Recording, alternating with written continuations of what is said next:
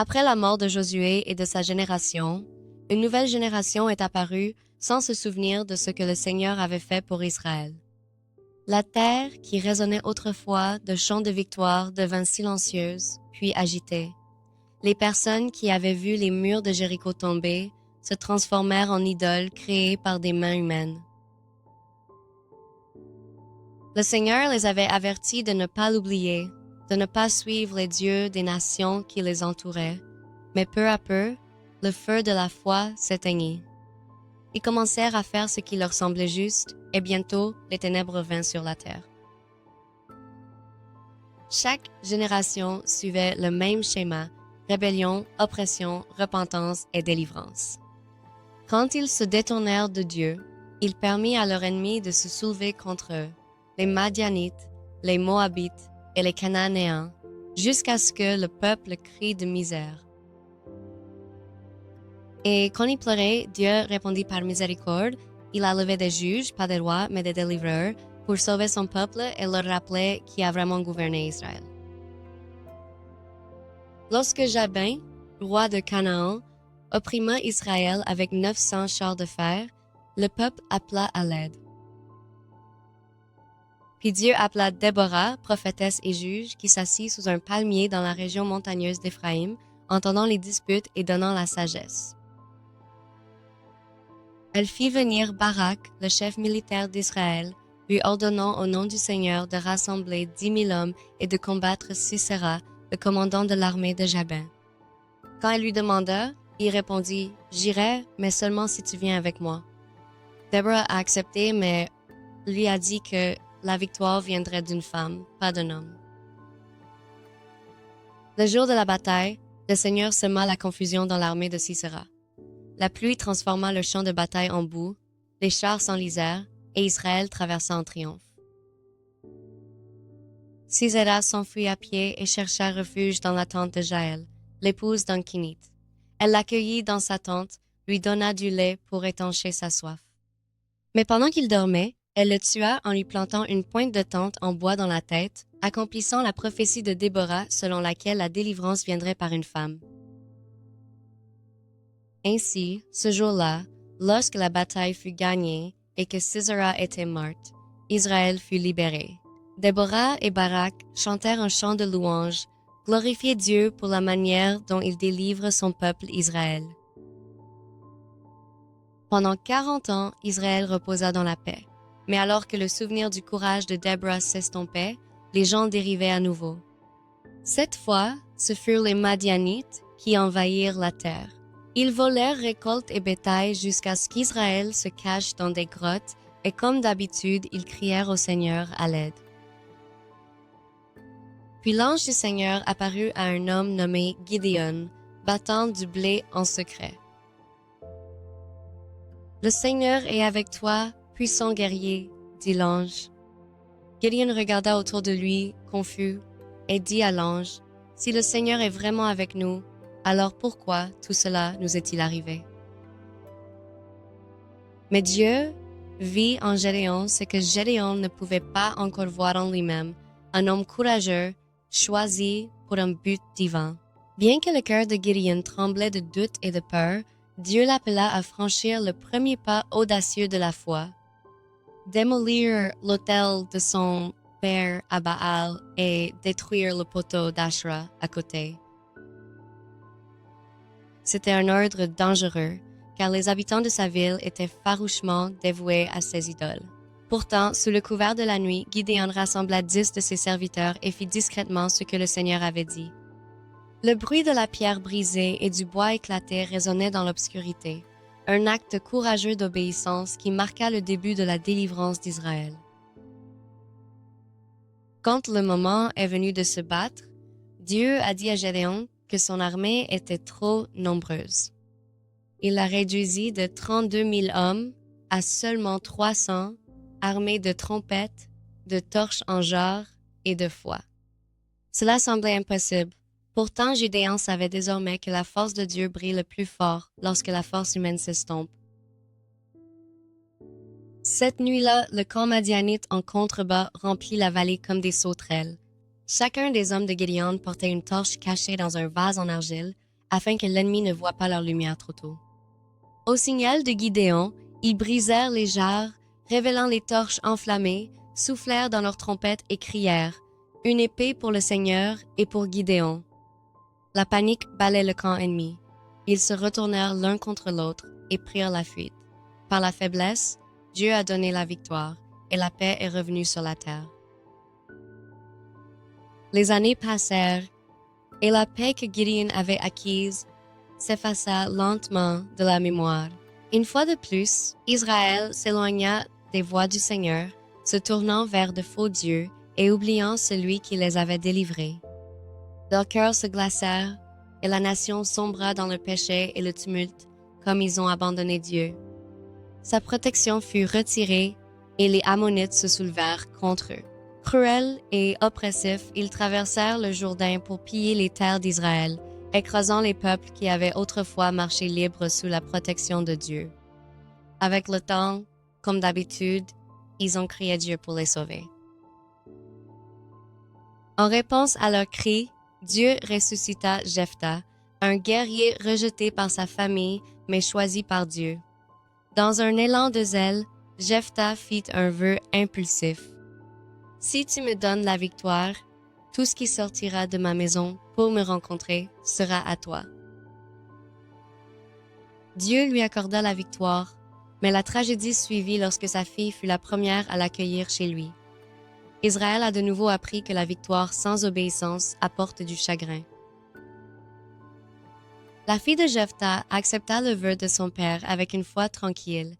Elle ne demandait que du temps pour faire son deuil dans les collines avec ses amis.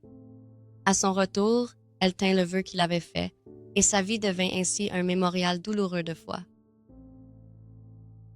Au fil des générations, la rébellion contre les dirigeants désignés par Dieu devint courante. L'esprit de Corée, Dathan et Abiram, ceux qui s'étaient soulevés en rébellion contre Moïse, persistaient dans le cœur d'Israël. L'orgueil et la désobéissance déchiraient l'unité de la nation.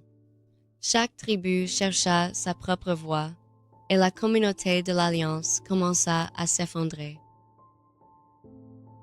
Une fois de plus, les Israélites firent ce qui était mauvais aux yeux du Seigneur, et les Philistins régnèrent sur eux pendant 40 ans.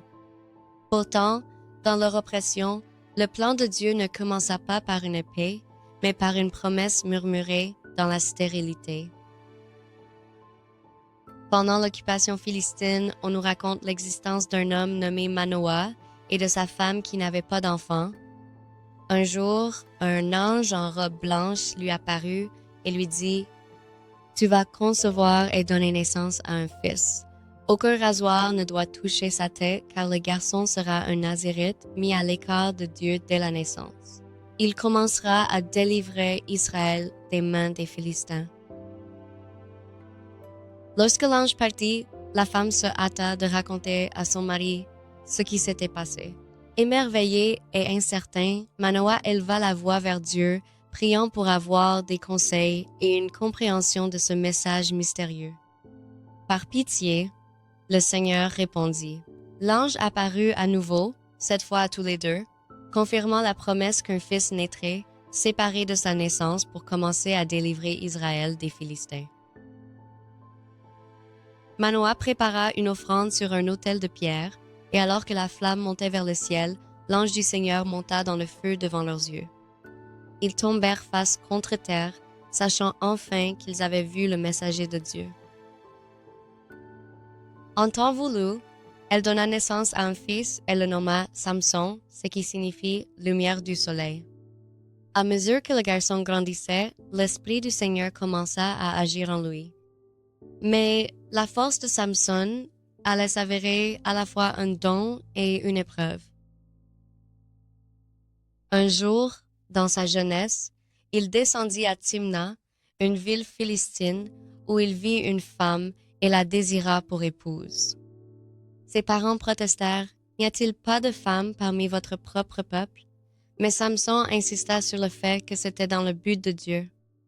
Alors Samson et ses parents sont partis pour arranger le mariage. Alors qu'ils étaient sur la route de Timna, Samson a pris du retard un moment Soudain, un jeune lion rugit vers lui depuis les vignobles. À cet instant, l'Esprit du Seigneur se précipita sur lui avec une force divine. De ses mains nues, il saisit la bête et la déchira aussi facilement qu'on déchirerait une jeune chèvre. L'air était de nouveau immobile, le lion silencieux à ses pieds. Pourtant, Samson n'en dit à personne ni à son père, ni à sa mère, gardant cette rencontre cachée dans son cœur. Plus tard, en passant de nouveau par là, il trouva du miel dans la carcasse du lion. Il le prit et mangea, sans savoir que l'histoire de sa vie serait à peu près la même. Un pouvoir né de la lutte, une douceur tirée de la douleur. Lors de son festin de noces dans une grande salle philistine, Samson s'assit parmi ses nouveaux compagnons, 30 hommes choisis pour célébrer avec lui. L'air était chargé de rire, de vin et du son des harpes, mais sous la surface, une tension discrète persistait entre Israélites et Philistins. Cherchant à tester leur esprit et peu être leur fierté, Samson se leva et parla avec une lueur dans les yeux. « Laisse-moi te poser une énigme. Si vous pouvez le résoudre dans les 7 jours suivant le festin, je vous donnerai à chacun un vêtement de lin fin et un ensemble de vêtements. Mais si tu ne peux pas, alors tu dois me donner la même chose. » L'énigme est de celui qui mange quelque chose à manger, de la forte quelque chose de sucré. Mais ils ont trompé sa fiancée pour qu'elle révèle la réponse et il a dû fournir 30 ensembles de vêtements pendant qu'il résolvait l'énigme. Furieux de leur tromperie, Samson descendit à Ashkelon, l'une des cités philistines, et en tua 30 hommes. Prenant leurs vêtements, il paya sa dette à ceux qui avaient résolu son énigme par la trahison. Son cœur brûlait de colère et de trahison, et il quitta sa femme, retournant chez son père. Mais lorsque sa colère se calma et qu'il revint la voir, Samson découvrit l'impensable. Les chefs philistins avaient confié sa femme à un autre homme, l'un de ses compagnons du festin. Ce qui avait commencé comme une célébration de mariage était désormais devenu l'étincelle d'un conflit amer entre Samson et les Philistins. La vengeance brûlait dans son cœur. Il attrapa 300 renards, attacha leurs queues ensemble avec des torches et les relâcha à travers les champs de blé philistins. Le feu se répandit à travers leur récolte, un symbole ardent de rétribution divine.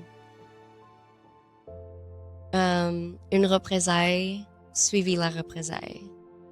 Les Philistins envoyèrent une armée pour le capturer, mais lorsqu'ils lièrent Samson avec des cordes, l'Esprit du Seigneur revint sur lui. Il se libéra et dans sa colère, il ramassa la mâchoire d'un nain allongé au sol et avec elle combattit l'armée philistine et abattit 1000 hommes. Pourtant, malgré ses victoires, le cœur de Samson devint insouciant. Il jugea Israël pendant 20 ans, mais son amour pour les femmes fut sa perte. Dans la vallée de Sorek, il rencontra Dalila, qui fut soudoyée et menacée par les souverains philistins pour découvrir le secret de sa force. Elle a demandé 3 fois et 3 fois il l'a trompée. Mais finalement, épuisé par sa persévérance, il le révéla. « Aucun rasoir n'a jamais touché ma tête, car je suis naziréen pour Dieu depuis ma naissance. » Cette nuit-là, alors qu'il dormait sur les genoux de Delilah, elle passa le couteau dans ses longs cheveux, le signe de son vœu, le lien de sa vocation. Lorsque la dernière tresse tomba au sol, la force du ciel le quitta, ne laissant que le silence. Les Philistins saisirent Samson à son réveil. Sa force disparut comme un rêve qui s'estompe. Ils l'ont maîtrisé, lié avec des chaînes de bronze, et l'ont aveuglé. Traîné à Gaza, il fut jeté en prison, où il fut forcé de moudre du grain comme une bête de somme. Pourtant, au fil des jours, invisible pour ses ravisseurs, ses cheveux recommencèrent à repousser, un signe discret que Dieu ne l'avait pas oublié. Lorsque les seigneurs philistins se rassemblèrent pour un grand festin en l'honneur de leur dieu Dagon, ils appelèrent à faire sortir Samson de la prison pour les divertir. Invisible de la foule, L'homme qui avait autrefois été leur terreur fut conduit par la main d'un serviteur dans le vaste temple, où des milliers de personnes regardaient et se moquaient sans savoir que Dieu allait à nouveau agir. Alors que les rires de la foule résonnaient dans le temple, Samson se tourna vers le jeune garçon qui le menait par la main. « Laissez-moi sentir les piliers qui soutiennent le bâtiment, dit-il doucement, afin que je puisse m'y reposer. » Il attrapa les piliers et poussa de toutes ses forces. En poussant, il pria, « Seigneur souverain, souviens-toi de moi. S'il te plaît, renforce-moi encore une fois, afin que je puisse venger mes yeux. » Alors que Samson appelait à l'aide de Dieu, son corps trouva une force encore plus grande qu'il n'en avait jamais connue. Le sol trembla sous ses yeux, la pierre commença à se fissurer et les Philistins commencèrent à crier et hurler de peur. Le temple de Dagon s'effondra dans un rugissement semblable au tonnerre, ses grands piliers brisés, et le toit s'effondra sur les seigneurs des Philistins et tous ceux qui s'y trouvaient. À sa mort, Samson a abattu plus de 1000 personnes et le faux dieu de Gaza gisait en ruine devant la puissance du Dieu d'Israël.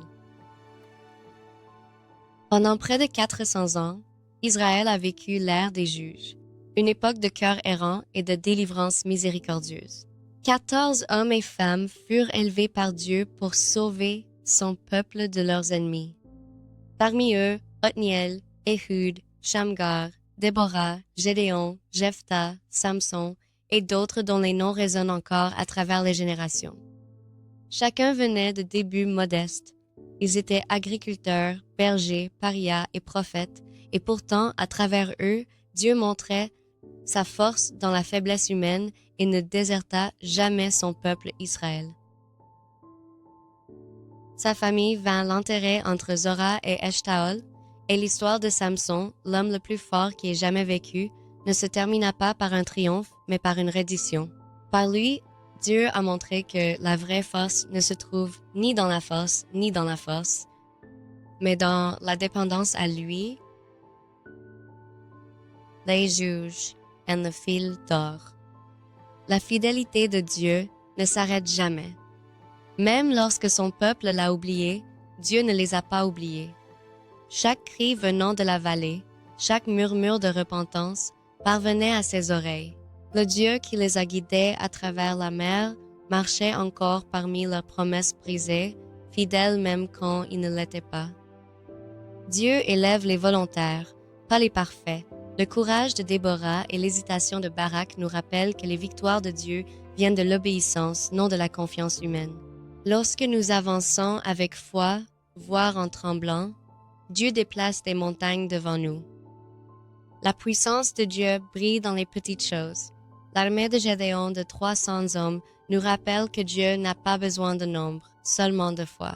Il se réjouit d'utiliser les humbles et les quelques-uns afin que tous voient que la victoire lui appartient. La vraie force se trouve dans la reddition. L'histoire de Samson ne se termine pas sur le triomphe, mais sur la grâce. Dans sa faiblesse, le dessein de Dieu s'accomplit. Le Seigneur peut racheter même nos moments brisés, sa force rendue parfaite lorsque la nôtre est partie. Dieu préparait un libérateur plus grand. Le cycle du péché et du sauvetage pointait vers la venue de celui qui ne garderait pas pour une saison, mais pour toujours. Le vrai roi qui régnerait en justice et en paix sur le Seigneur Jésus-Christ. Si vous avez trouvé cette vidéo intéressante et souhaitez en explorer davantage, nous avons plusieurs options pour vous. L'un d'eux est notre cours gratuit, multilingue et basé sur la Bible, un cours vidéo gratuit de 30 leçons couvrant tous les aspects de la Bible et de la vie quotidienne. Un autre est La Bible par des histoires, une série de plus de 50 vidéos qui vous emmène dans un voyage de la création à l'Église primitive. Et si vous avez des questions sur les Écritures, il existe un système de chat multilingue sur le site où vous pouvez poser toutes les questions sur les questions scripturaires. Pour accéder à l'une d'elles, il vous suffit de visiter le site web listé ci-dessous. Si nous n'avons pas encore de vidéos ou de cours dans votre langue, veuillez nous envoyer un email à l'adresse indiquée en nous indiquant ce qui vous intéresse et votre langage, et nous ferons de notre mieux pour les créer pour vous.